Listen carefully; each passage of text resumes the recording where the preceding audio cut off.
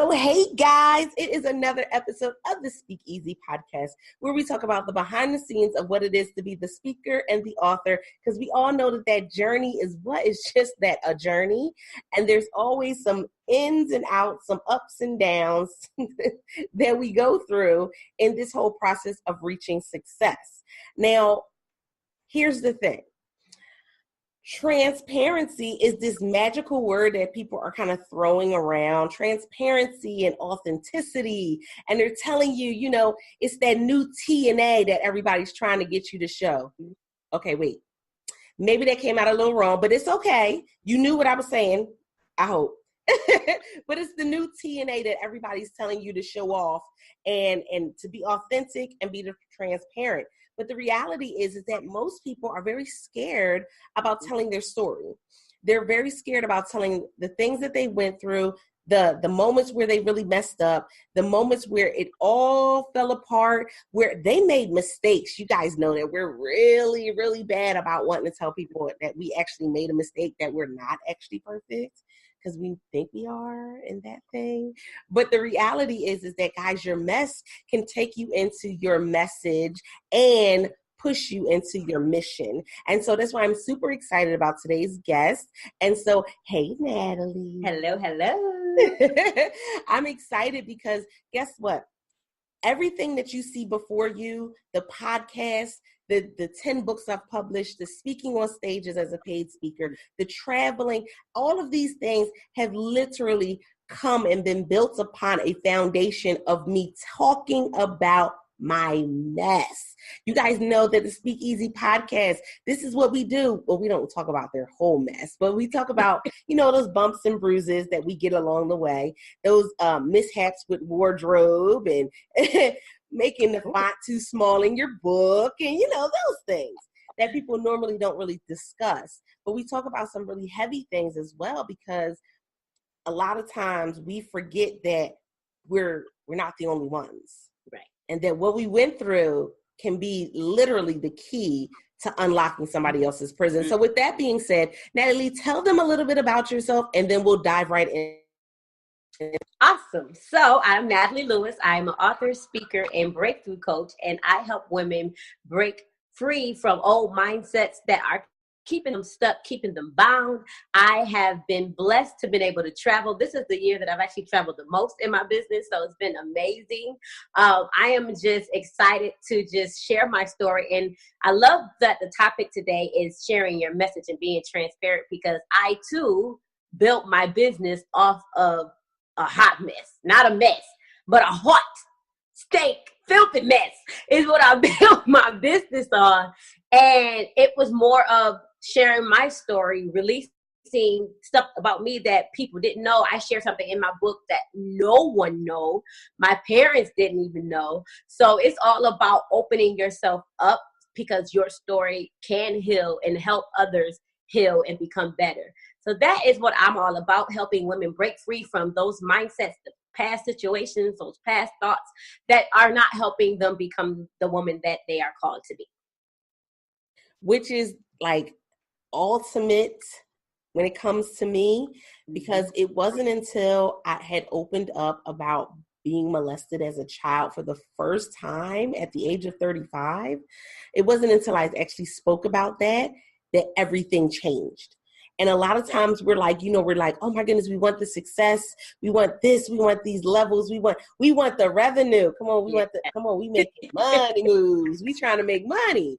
But the reality is that people buy from who they know, like, and trust. Absolutely. And so first you got to tell that story for them to get to know you. And so with that being said, what was the first thing that you had to release and actually talk about for people to start to say, okay, Natalie's a human? Right. Well, my big thing is, so I was raised in church. So I guess you can say, I hate the term church girl, but I guess you could say I was a church girl. Everybody knew that my parents were very strict, raised in church. We don't do certain things. You live your life a certain way. You're great. But on the outside, I was this funny, bubbly, happy girl. But on the inside, I wore a fake smile. So a lot of people didn't know, a lot of my years growing up, I grew up dealing with depression. I grew up dealing with anxiety, dealing with feeling like I'm not enough, like I'm ugly, like I'm not ever gonna make it. So with that being said, on the outside looking in, my family looked like it was, oh, you got your mom, your dad, your sisters, y'all amazing family. And that's a lie. And we were not the perfect family, not all put together. I talk about the relationship with me and my dad, even though I was the youngest and he was physically present, mentally he wasn't. So there was a disconnect. So I wasn't the quote unquote daddy's little girl. I don't know what that feels like. That wasn't me. So because of that, and because of my own issues, I went outside of, looking for love, and I ended up pregnant at 15. So pregnant at 15, trying to figure out life, trying to hide it from everybody, because I'm like, if I go to church and people know that I'm pregnant, oh my God, they gonna rip my head off. So dealing with that, trying to figure out my way. I'm not celebrating. I'm turning 16, but there was no sweet 16 for me. I'm really about to have a child. So I was preparing to have a child, but God saw another plan, because I ended up miscarrying at 16. Didn't really understand what the whole process was of miscarrying. I'm like, what just happened to me? Like, there was a child and then there wasn't a child. Like, how does that work? So I kept my feelings about that to myself. And it is a physical thing that happens to you, but it also is a mental thing that happens to you. And when you're young and you don't know what is really going on, it can really affect you in many different ways. I left school pregnant, came back not pregnant. So imagine people whispering and talking. What happened? Is she lost the baby? Is she okay? And I'm just like, oh my that the guy God was on, Yeah, I'm like in school, in my mind, like, is everybody looking at me? Like, oh my God, like, what's going on?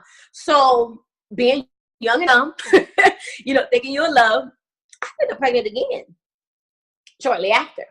So shortly after, pregnant again, I'm like, oh God, what's going on? What am I doing with my life? And I remember going to Planned Parenthood, and this is the first thing the lady said to me. You just had a miscarriage. I guess it was I forgot the name of it, when it's in your tubes. I forgot the name, but she said, you just had a miscarriage. The chances of you doing that again are really high, so you can get rid of it. And I'm like, kind of on the fence. I get rid of it. And I'm like, well, I definitely don't want to go through what I just went through. And I don't want nobody to know. So I'm going to go ahead and do it. So I did it. And that started a very deep depression, a very deep, like, I was suicidal in my mind, but I was like this in front of people, like, hey. But in my mind, it was just like, oh my God, what did I just do? And why did I do that? And God's never going to forgive me, and I'm going to hell. And I had all these crazy thoughts. Every time I seen a baby, I'm crying because I'm like, I just killed one. So it's just like my mind, it was a war in my mind that I had to really overcome, that no one knew about, because I got into stuff. So revealing that was the first thing that I revealed in my book, that no one really knew. And no one really knew that I was dealing with depression or had those daddy issues, because again, on the outside, everything looks great, but on the inside, it was a different story. So revealing those things really helped people recognize, like, wow, she's been through a lot and she's overcome a lot. And if she's overcome that, I can too. So just sharing that. And when I shared that and people read the book, they were like, oh my God. I had people saying I did the same thing, but I was too scared to tell anybody, or, that happened to me. And so there are so many women who are sitting in church pews, singing on the choir, ushering, whatever, and yet dealing with that. And that is something that I chose to speak on, because it's something that is very quiet, especially in the church, that we don't even touch on. But there are millions and millions of women who have gone through that same thing. That speaks volumes, because that's what it was for me. It was that, going through the molestation, it was in a time where I wasn't staying with my mom. I didn't have dad in my life at all. So that was way out of the picture. Right. And that conversation I had a conversation with my daughter about talking about trust. And that was how it came out. And it was the first conversation I had ever had about it. Wow. And I just wish that the conversation didn't happen, because I was so fearful of, oh my goodness, I said it that made it real. Right. That's how we feel. Yes. When we say it outside of our mouths, it makes it real. Not understanding that it's already real. Right. And it had already happened, and you got to process it. Exactly. Because what I did, I buried it. Like, I'm gonna bury it. Not even gonna, I don't even remember what I did. What? No, I didn't do that. So I buried it, and then as I was writing, literally, it was almost like I was in that moment, as I was writing it. Mm-hmm. So for those who are scared to be transparent, your part of your healing is gonna come from you writing it. So you have to be brave enough to tell the parts of you that you have hidden, so that other women can say, oh my God, I've been hiding this too. So you can help those women. Ooh, that hidden part. It's so funny because you pointed out a couple different things, and I want to go back to that hidden piece of it, because a lot of times it's the hidden piece that comes out. It's the people that we see with the wonderful smile. It's the Robin Williams. It's the other people that we see. And then suicide happens and we're like, but. It's because we saw what they wanted us to see. We didn't really see that hidden piece. And a lot of times we don't know what somebody's going through turmoil-wise. We don't know what somebody's going through mentally, emotionally. There's a lot that happens. But it's freeing when you have that conversation, because what I did was, when we had that conversation, it was a while past it. I had published first and second book, I'd become a coach and done stuff, and I was, traveling. I'm thinking, I'm the bee's knees. I'm that. Feel it yourself. Right? Yes. And then I asked my oldest daughter, what was her most proud moment of me? And she said it was that conversation. Wow. And that changed everything. Wow. Because I said, if she can feel as though that conversation can make her, believe that she's not alone. Right. And that I understood where she was coming from. I understood what she was saying. Then what does that do for another woman? Right. And so once you had that aha moment and you went ahead and put it out there, who was the first person that actually came to you and said, thank you for being so transparent? It was a girl at my church. She has been through a lot of different things herself, domestic things. And she said, looking at you, I would have never, ever thought, because you are so strong, you are so pretty, you always carry yourself well. I would have never thought that you went through all of that. And she said, and I'm sure it's been more. And I'm like, oh girl, you only knew. But just hearing that, knowing that I don't look like what I've been through. And it's not because I'm hiding it now. It's just because God is so gracefully has transformed me, healed me, and now I'm able to help others. I feel like that, to me, if I don't write another book, that bit right there was enough for me. That's powerful, because we do, and I tell people all the time, you never know who your story is going to impact. You never know how it's going to impact someone. And just in telling it, you don't have to be the author or the speaker. And even though y'all know being an author and speaker is my baby, this is my platform for a reason. But sometimes your mess that's turned into a message in your mission may be you opening up a bakery because that's what you love to do, but you donating part of the funds to domestic violence. Right. I mean, there's so many different ways that we can allow our voice to be heard. Mm-hmm. And so with writing the books, with, speaking on stages and helping other women, that's just a piece of the pie. Yes. It's a pretty nice size piece, maybe right. apple with, a little whipped cream on top. Yes, but there's a whole other piece to it. But it's still just a piece of the pie. There's so many other things that we can do. And so when you decided that you were going to shift and start helping other women go through this same transition, what was one of those moments where you were like, okay, I don't know if this is for me, but I'm going to go with it anyway? Oh, man. It was when I had to face my own self.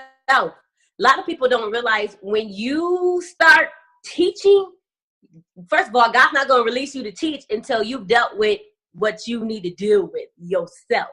So when you look at yourself in the mirror and say, okay, I'm telling other people to be fearless. Am I fearless? I'm telling other people to be bold. Am I bold? So it's everything that you're teaching is something that you have to really evaluate within yourself. So the moment for me was, it was after I went through a breakup, and I was in Bible study. I'm a God working mysterious ways, right? So I don't even remember what we were talking about, but the question was asked, like, because you're 30 and you're older, what difference would it make for you to wait for the man that God has for you versus you just continually going, with the wrong person?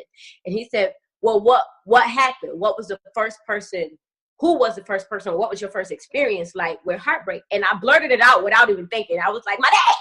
And I'm like, oh, I'm still dealing with daddy issues and I'm a grown woman. So I had to really go through that journey of healing myself to realize, oh my God, not only am I dealing with the little girl inside of me, there are millions of other women who are dealing with the broken girl inside of them. So I went to host a conference, and it was in Texas.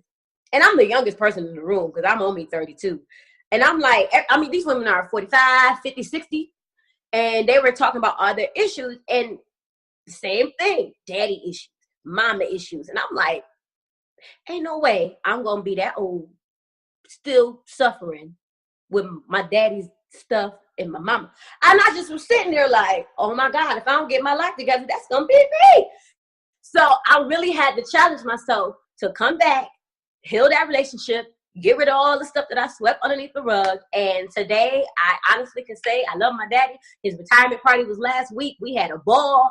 And I've healed from that situation. But it took me looking at myself and going through it myself to say, now you really got to go back and help some other people. One, because you had to go through it. But two, if you're feeling like this, there are thousands, millions, and billions of other women out here who are feeling the same. So get up, share this part of your story. Don't be ashamed of it. It is what it is.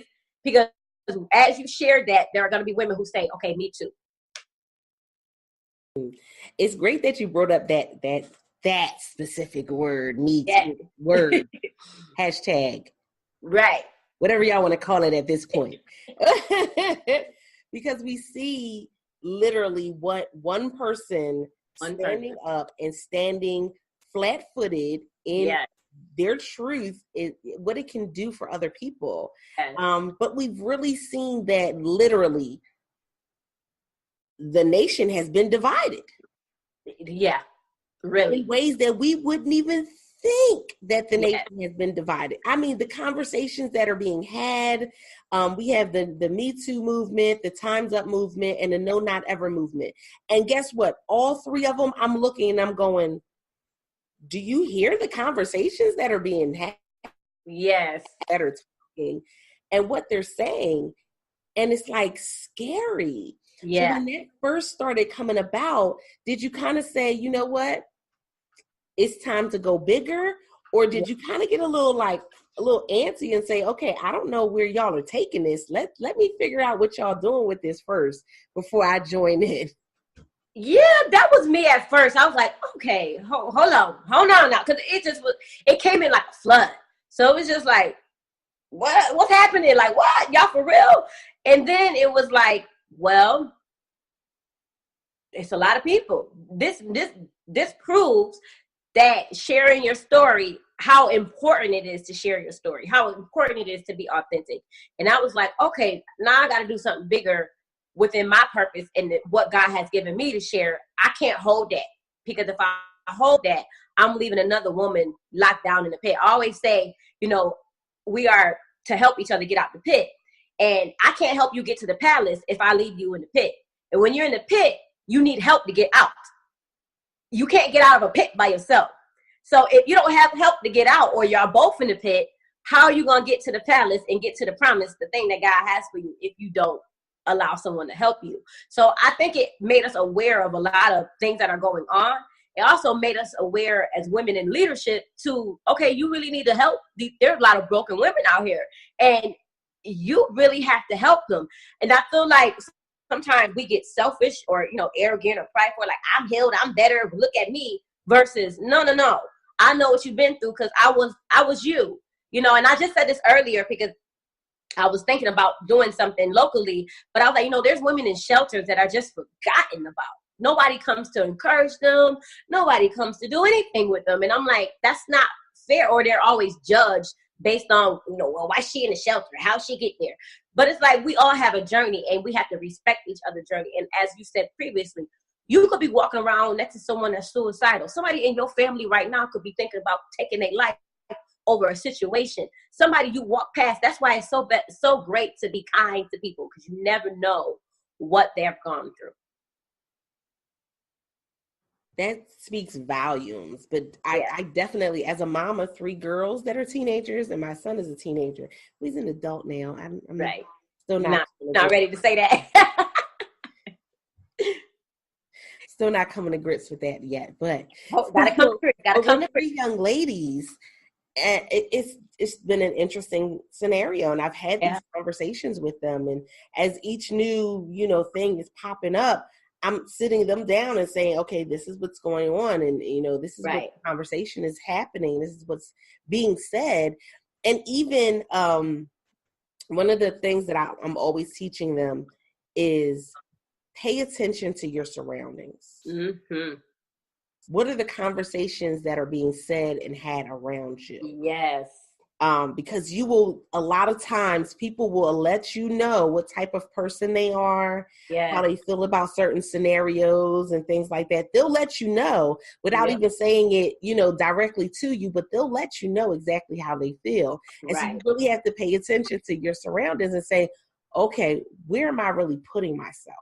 Because one of the things that I found was that as I moved and shifted with telling my story and building the business and, I guess moving on up.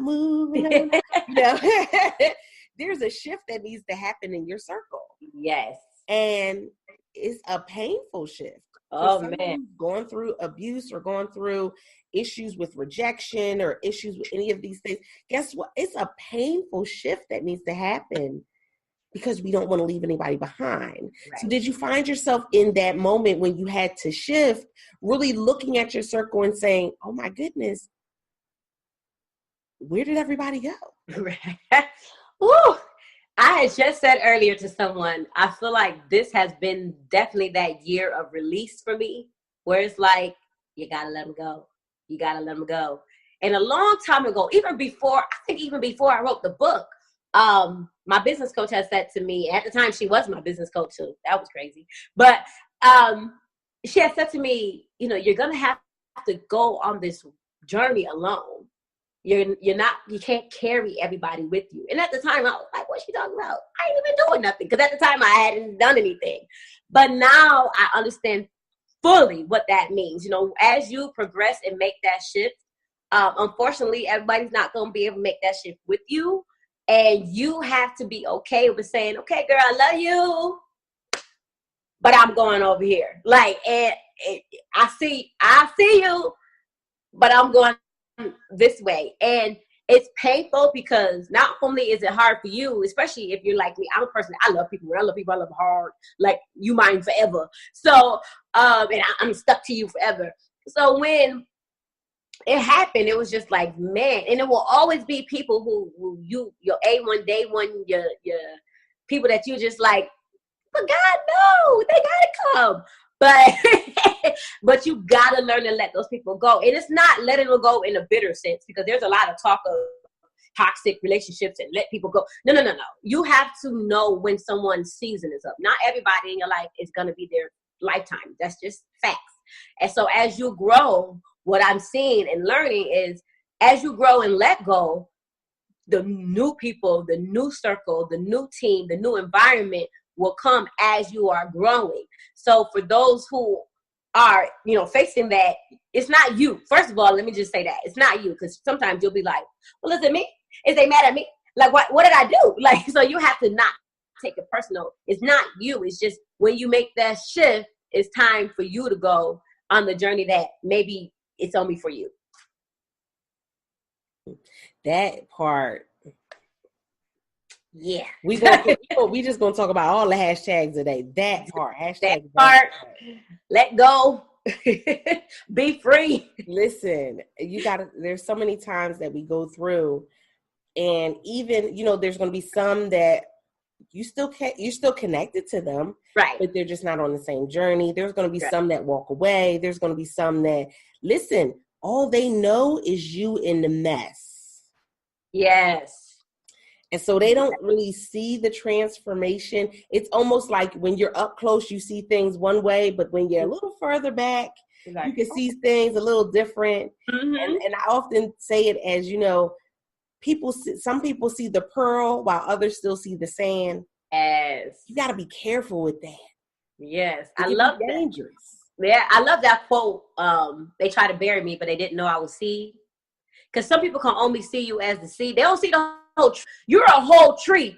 You got the fruit hanging off and everything. But all they used to seeing you is this small little seed. So when you start growing out and branching out, they like, what's that? And what's she doing it? Where's she? So you have to be okay with people dismissing you as seed. Because even when you think about it, you go to the grocery store, you can barely find anything with seed in it. So we are taught to throw away seed. That's like not even on purpose. So don't get mad when you feel like people are throwing you away or not supporting you or not there for you, because you are now grown into this tree. If you wanted to remain a seed, how would you have fruit that can help other people? You wouldn't help anybody if you were a seed. It's just like the caterpillar. Caterpillar, once it's a butterfly, it's not going to go back. It can't.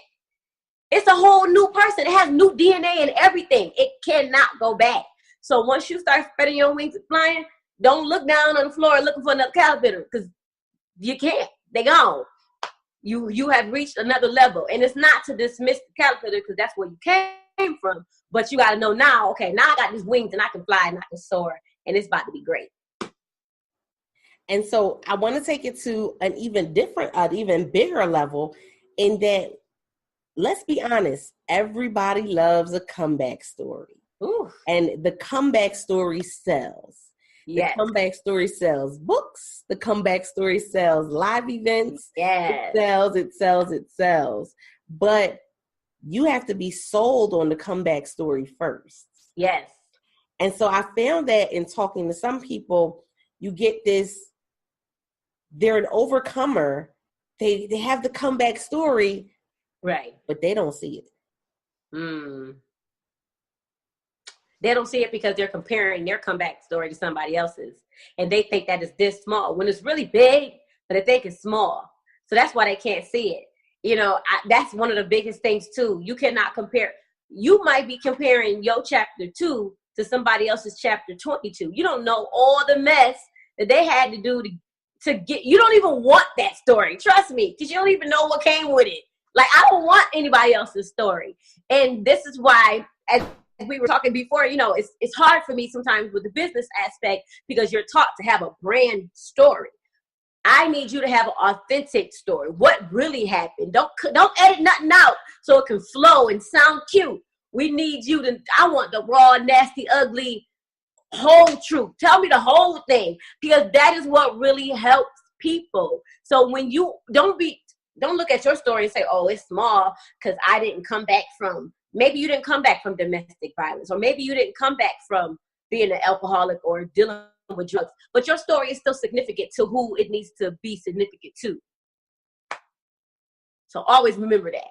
Oh my goodness, you got to, those of you that are listening in today, if you haven't done so already, make sure that you're sharing it out. Make sure that you're giving us a review. We want to know how you feel about this particular episode, because she just said it right there. Listen, you don't want everybody else's story.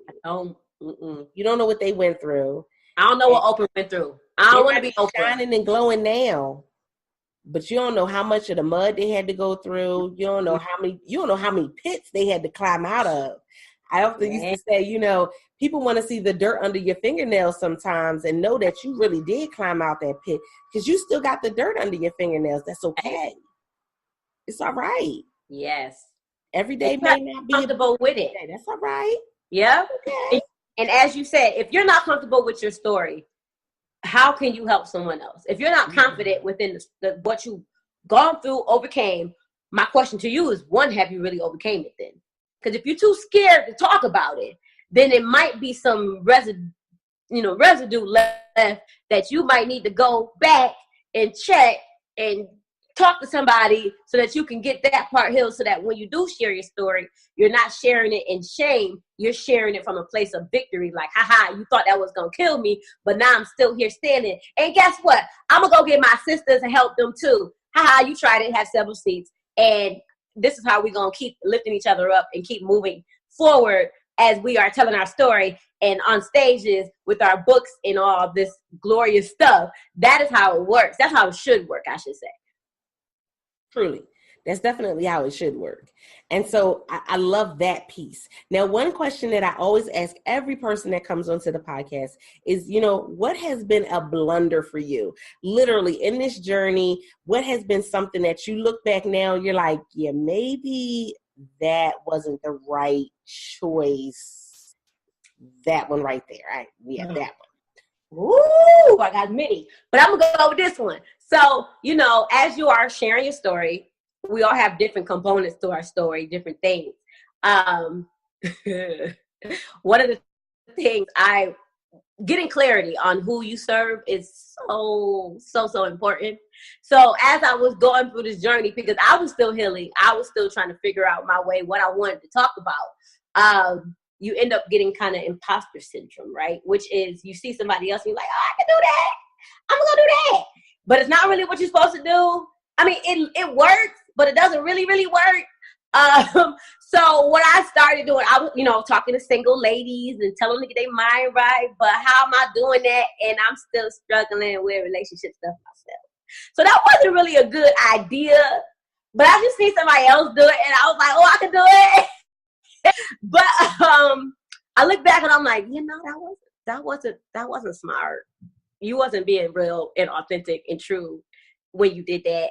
I mean, yeah, I may have helped some people. I was getting the inboxes and whatnot, but don't copy off nobody else. For a minute after that, I really had to I took a break. I didn't do anything. No speaking, no posting. I was like, this ain't it. So let me take a break and ask God, hey, what am I supposed to be doing? Make this clear to me. And doing that is when I came back with the whole break free thing, because it reminded me that unless you break free from the hurt, from being that little girl that was hurt by your dad or hurt by whoever, you are going to be a grown woman still dealing with that and also not able to be productive in what you're supposed to be doing because you're still struggling within. So thankful that I did that though, because it did help me get clarity. But don't copy off nobody else. Just do you. So I'm sitting here laughing because I am so different. Look, gotta push the hair back on this one. I am so different. And I found myself in the beginning following all of these other different models and, do courses, do this, do that. But I was launching courses, and even though it was great content, nobody was signing up. I was launching courses. I may have one person sign up here, one person sign up there. But then it was a little while later, after 3 failed attempts of doing all of this work, I said, you know what? I just want a place.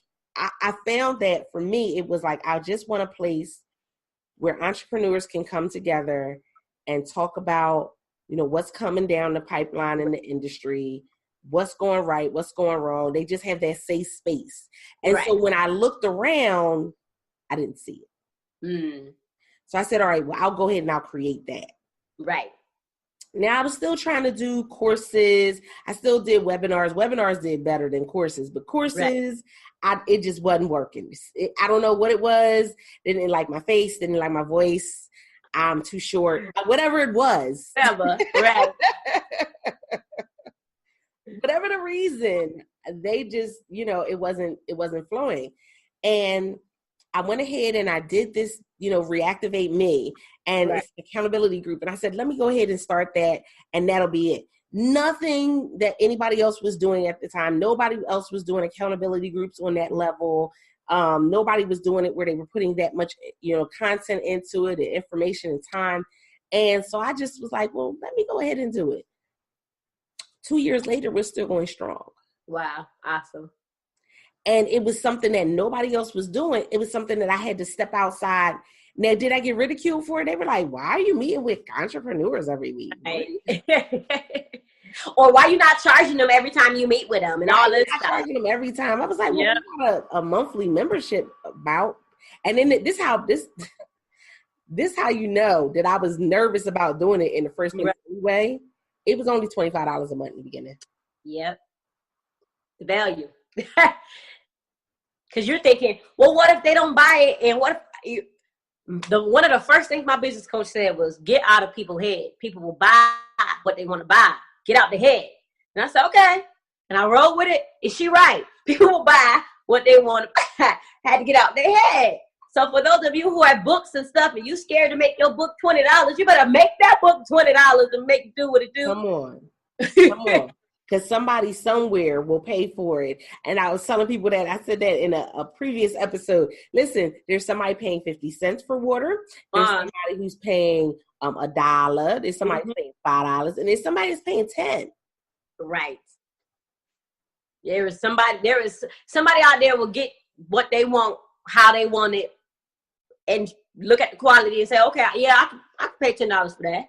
I pay $10 for that. Yeah, give me that. Yep. Give me that one good bottle of water for $10. Right. Yeah. And then I was like, I didn't realize what I had, and here it is. I'm 2 years later. Right. The people that were doing courses and stuff like that, they then fizzled and faded away. Wow, that's awesome. And that's still going strong. So I tell people, it's okay to be different. It's okay if something isn't working for you, find what works for you. Yes. Just find what works for you. Don't think you got to fit into somebody else's bubble. I don't like bubbles. And that's why it's hard sometimes, because I know, every coach needs a coach. And there are systems, there are things. But what I found is a lot of coaches are making mini-me's. And I'm like, I can't be a mini-me of you. I got to be me. So you got to, if you're not able to tell me what's going to work for me, and you want me to be you, that ain't going to work. So it's so important to be yourself. And as she just said, find out what works for you. What platforms work for you. At first I was trying to be on everything. I still don't have a Twitter. I'm a writer. I can't do that 160. Like, that's not going to work. So it's just like, you have to do what works for you and be okay with that. Don't jump on the bandwagon of everything. It's not going to work for you. I remember I signed up for one membership and the lady was talking about all this other stuff. And I was just like, this is overwhelming because I don't even know what she's talking about. Like, I can't even understand the who, the what, the conversion. Like, what? It was just too much. So I was like, I can't. I thank you, but I can't. So it was just too much. So take your time. Don't look at anybody else's stuff. It may take you a year to get it. Okay, so what? It took you a year. It may take them. You don't see anybody's success. Nobody's that overnight success. It's not. Most people that have been successful, they've been working on their craft for years and years behind the scenes, and then they blew up. So you just have to be patient with that. I think a lot of times, especially as authors, when you first write a book, you're just like, I just wrote a book. But you have to look at it from a business standpoint and know that it takes time. You got to gradually put yourself out there and do what works best for you. So I would definitely recommend, don't be a copycat, because it ain't gonna work for you. It ain't gonna work. You may get here and there. Even if you get a little bit of success, that's all you're gonna get is that little bit. That little bit. You don't settle for the little small bit. You could have had a whole mansion of success, and now you got this 2,000 square foot house that you're so proud of, but you could have had a whole field of mansions. Like, so don't limit yourself either. I think that's another thing where you limit yourself. Like, well, I just got one book and they got 3, or I'm not a best-selling author. Like, so what? Continue to tell your story. People be hustling on doing this bestseller author anyways. Like, so what? So what? Don't be ashamed to just share your story, because I'm telling you, somebody needs it. And I always say there's a group of people that you need to hear your specific story, your specific voice. So other people can talk to them, but they can't quite get it the way that you're going to explain it, the way that you're going to break it down. So don't be afraid to be different and share what it is that you have to share. I love that. That's an amazing way to end today's episode. Like, just know and understand that it's okay to be different. It's okay to be weird. Yep. It's okay to be silly. It's okay to like unicorns, mermaids, butterflies, whatever it is that's your zhuzh.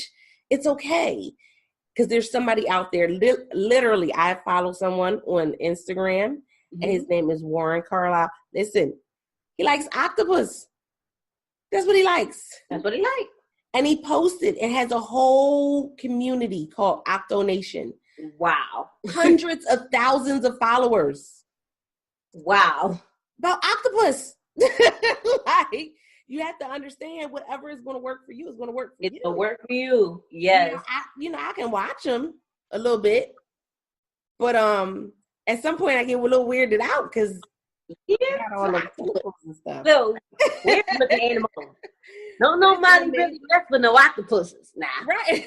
And he does. Well, apparently they do, though, because he got a whole group of people. Pictures and videos. He goes to aquariums and all types. It does specials where he goes behind the scenes and talks to the octopus handler. I didn't even know they had an octopus handler. Like, that's a job? Oh, wow. That's interesting. Okay. Those types of things stand out, people. Stop thinking you got to fit and do what everybody else is doing. No. You don't have to do it. Stop it. Stop it. Stop it. It'll stop you. It wasn't until I really honed in on what it is that I'm supposed to be doing. That is how this year has been a year that I've traveled the most. That is how I became international. That is how I became, sought after as a speaker. I'm already booked for 2019. So you have to be authentic. Like, you not being real is holding back the things that you actually pray for instead that you even want it. So you have to be real about your story and your transformation and your process. Even as you are putting stuff out, share how you're growing. Share the lessons that you're going through. I'm telling you, people need that. People need to hear that. Yes, indeed. Yes, indeed. So tell them, Natalie, how they can get in contact with you, how they can find the book, where you are on social media. They want to know. They want to know where you at. So find me. You can find me on my website at www.releasethequeeninu.com. If you go to the website, you can get a free ebook. That's how you get on my mailing list. Also on social media, Release the Queen in You on Instagram, Release the Queen in You on Facebook. I also have my personal Instagram is Natalie Lewis, and my personal Facebook is the same thing, Natalie Lewis. That's how you can find me. I love it. I love it. I love it, guys. And so, listen, you guys know that I always bring you some, in my mind, they're celebrities in my mind. I don't care if you don't know them before you knew them now. And I mean, now you know them. So they're celebrities in your mind as well, just because I said so. And so that's why I bring on the guests that we have, because I feel as though their stories can always help you to shift some things in your mindset. Because guess what? If there's no shift in your mindset, there's no shift in your money. If there's no shift in your mindset, there's no shift in your brand. And so we have to have that mental shift, and then everything else starts to shift as well, as long as we have that strategy in place. So with that being said, if you are a speaker or author, I would love to have you on to tell your story and your journey of the behind the scenes when it comes to, getting things in place and what that really meant for you. If you go to bit.ly/Speakeasy Podcast, all lowercase, you can go and pick a day to be able to come on and talk with me, your host, Altaviz Pelzer, the voice coach, professional speaker, certified life coach, Amazon bestselling author, and podcaster. And guys, you guys know I appreciate you, because without you, there is no Speakeasy Podcast. So guys, until next time, don't forget to press it out. See ya.